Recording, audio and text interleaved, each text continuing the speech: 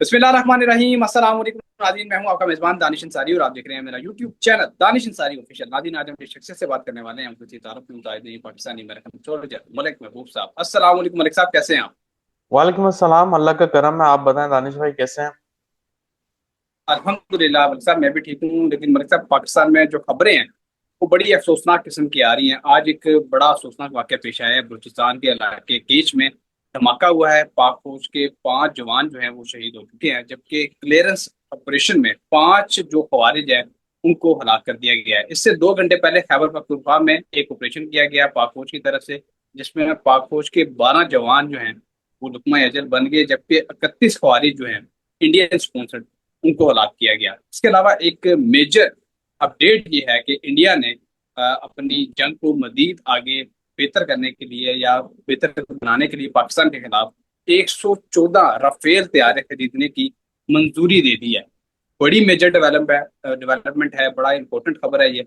आप क्या देख रहे हैं सर? आपने बताया था सितंबर में जैसी प्लानिटरी पोजीशन बनेगी कि जंगे एस्केलेट करेंगे। इंडिया ने 114 राफेल तैयारे खरीदने की मंजूरी दे दी है। पाकिस्तान में प्रॉक्सी वार भी शुरू हो गई है। रात किस तरफ जा रहे देखें दानिश भाई, अगर आप ये बोले ना जंग तो ऑलरेडी शुरू हुई हुई है।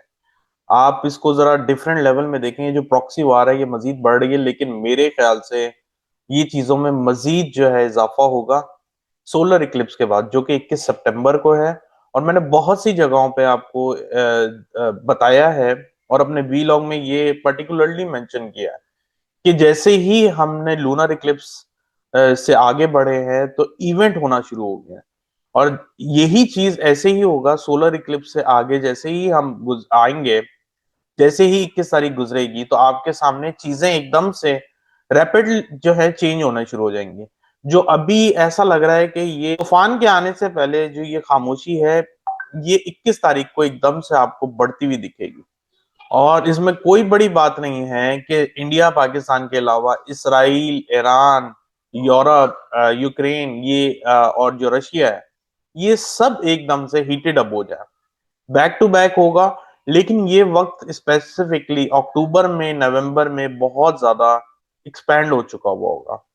तो जैसे मैंने आपको बहुत से वीलॉग में बताया है कि जैसे ही हम दिसंबर तक पहुंचेंगे, उस वक्त तक इस दुनिया में बहुत सारी जंगें हो चुकी हुई होंगी और कुछ चल भी रही होंगी, क्योंकि ये जो फेस है ये 6 महीने का है। तो हम डेली बेसिस पे आपको, जैसे मून की ट्रांजिट होती है उसके हिसाब से मैं आपको जो है वीलॉग में बताता रहूंगा कि ऐसे हालात बन रहे हैं। लेकिन इसमें कोई घबराने की या डरने की बात नहीं, क्योंकि दुनिया में अब अगर आप पूछें तो कोई भी जगह सेफ नहीं है। बहुत कम कंट्रीज होंगे जिनके नाम वगैरह आपको न्यूज में नहीं मिल रहे, लेकिन ऑलमोस्ट हर जगह पे आपको प्रॉब्लम दिखेगी। सर, इसके अलावा एक बड़ी मेजर अपडेट जो है वो कतर के हवाले से है। आज अरब और इस्लामी ममालिक का इजलास था। वज़ीर आज़म शहबाज शरीफ ने भी उसमें शिरकत की और तमाम जो मेजर इस्लामिक कंट्रीज हैं उनके सरबराहान ने शिरकत की। और उसमें पैगाम दिया गया कि कतर को अपनी सलामती और खुद मुख्तारी के लिए इकदाम करने की खुली इजाजत है और हम तमाम इस्लामी ममालिक इसकी हिमायत करते हैं। आप क्या देख रहे हैं सर? तमाम इस्लामी ममालिक जो हैं वो अब बहुत तवील अरसे बाद एक प्लेटफॉर्म पे इकट्ठे हो गए हैं और पहली दफा ऐसा हुआ है कि किसी एक मुल्क के खिलाफ ये इकट्ठे हुए हैं। आप क्या देख रहे हैं? क्या ये इस्लामी मुल्क जो हैं इस मरतबा कोई मेजर किस्म का जवाब दे सकेंगे, कोई ऐसा जवाब जिसके बाद हम ये सोच सकें कि हमारे जो मुसलमान हैं उनको सुकून और जो तकलीफ है, परेशानी है, उनसे निजात मिल जाएगी? आप क्या देख रहे देखिए, अल्लाह करे ऐसा हो। मेरी भी दुआ है, लेकिन हालात कुछ अजीब से हैं ये। जैसे हमारे सामने यूएन की मिसाल है, वो इकट्ठी होती है, बहुत सारे प्लान्स होते हैं, लेकिन इम्प्लीमेंट कोई भी नहीं करता। तो ये यही होने वाला है। ये दिखावे के लिए साथ हैं, लेकिन खुदा ना खास्ता किसी के ऊपर भी मुसीबत आई तो शायद एक दो ही साथ होंगे। इन एक्चुअल ये साथ नहीं है। जब भी इंसान का अच्छा वक्त आता है तब लोग करीब आते हैं। अनफॉर्चुनेटली बुरे वक्त में अपने भी छोड़ के चले जाते हैं। तो यही मिसाल है कि ये बुरा वक्त है, ये दिखावे के लिए साथ में है। और सिंस कतर एक बहुत बड़ा हब है फाइनेंशियल को लेके, बिजनेसेस को लेके, तो डेफिनेटली जितने भी दूसरे ममालिक है, मुसलमान ममालिक, वो इनके साथ इकट्ठे होंगे। आपने ईरान के वक्त में ऐसी चीज देखी थी? मुजम्मत की थी, लेकिन ऐसा कोई इजलास नहीं हुआ, क्योंकि ईरान जरा वीक है। इसी तरह कतर ये फाइनेंशियली बहुत स्ट्रांग है, इसलिए जो सारे ममालिक इकट्ठे हुए हैं ये अपने रीजंस पर्पस की वजह से हुए हैं। मुझे बजाहिर ये यकजहती कोई बहुत बड़ी अचीवमेंट नजर नहीं आ रही। अचीवमेंट वो होती कि अच्छे टाइम पे ये सारे इकट्ठे होते, बुरे टाइम पे ये सिर्फ दिखावे के लिए हुआ है। Okay sir. सर एक और बड़ी मेजर अपडेट जो है वो ये है कि गिलगित बल्तिस्तान पाकिस्तान का एक इलाका है जहाँ पे गुज़श्ता 2 रोज से जल्जले आ रहे हैं। और इसकी शिद्दत जो है वो बड़ी ऐसी है कि जिससे काफी बड़े पैमाने पर कह रहे हैं कि नुकसान हो सकता था, लेकिन अल्लाह की तरफ से अल्लाह ने इस इलाके को महफूज रखा। आप क्या देख रहे हैं आइंदा आने वाले दिनों में कुदरती आफात के हवाले से? क्या आप प्रिडिक्ट करेंगे स्पेशली सिंध के हवाले से, क्योंकि पंजाब से जो सैलाबी रेला है सिंध में दाखिल हो चुका है और वो फसलों को तबाह कर रहा है, देहातों को तबाह कर रहा है। तकरीबन 300 देहात सिंध में दरियाव आ चुके हैं। आप क्या देख रहे हैं, जल्जलों के हवाले से भी बता दें और सैलाब के हवाले से भी। देखिए, जल्जलों के हिसाब से मैंने आपको बताया कुदरती आफात में थोड़ी कमी आएगी। अब ये एक ऐसा सिस्टम चल रहा है अनफॉर्चुनेटली कि जंगें अगर बढ़ती हैं तो कुदरती आफात थोड़ा सा काम डाउन हो जाती हैं।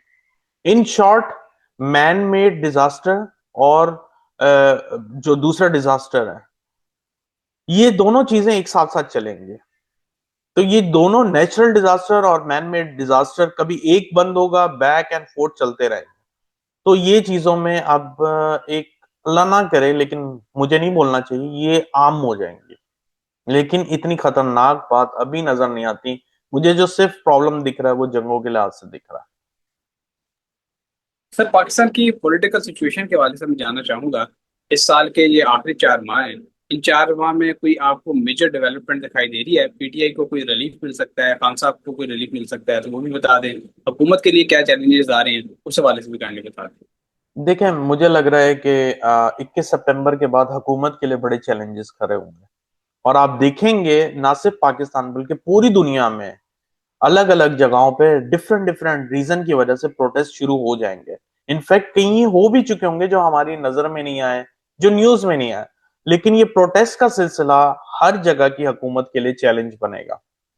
चाहे वहां हुकूमत हो, चाहे वहां पे मतलब बादशाहत का दौर चल रहा हो, वॉट एवर, ये प्रोटेस्ट बहुत ज्यादा चलेंगे।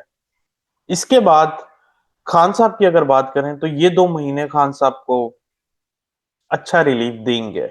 और मैं एक्सपेक्टेड है कि नवंबर में खान साहब के लिए गुड न्यूज आ जाएगी, आनी चाहिए कि वो रिहा हो गए। लेकिन मैंने बहुत से वीलॉग में बताया है कि अगर वो रिहा भी हो गए तो वो थोड़े आइसोलेशन में रहेंगे। आम आवाम के साथ या पब्लिक डीलिंग में मुझे वो नजर नहीं आ रहे अभी। वो 2026 के सेकेंड हाफ में ऐसा पॉसिबिलिटीज आती हैं जब उनकी दशा चेंज होगी, टाइम चेंज होगा। और पीटीआई के लिए नवंबर तक टफ टाइम है। बहुत शुक्रिया सर, आपने अपने कीमती वक्त में से कुछ वक्त निकाला और अपनी जबरदस्त प्रेडिक्शंस हमारे साथ शेयर की। इंशाल्लाह नेक्स्ट प्रोग्राम में ऐसे ही इंटरेस्टिंग टॉपिक के साथ दोबारा पेश होंगे। अगली वीडियो तक के लिए मुझे और मलिक महबूब साहब को इजाजत दीजिए। अल्लाह हाफिज़।